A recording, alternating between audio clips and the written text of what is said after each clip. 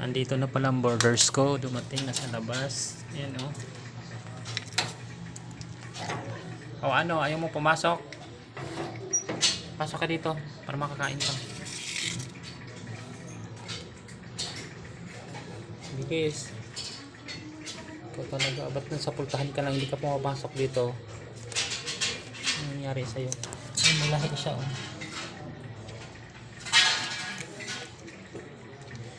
Pumunta lang to sa bahay. Pagkising ng umaga, andito na nakabang sa breakfast.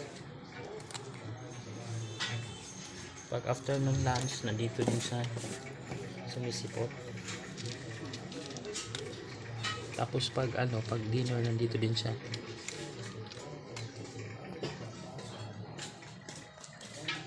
Yun ang bago kong borders. Hindi ko alam kung sino may-ari nito. Sige, ubusin mo yung magbihis pa ako.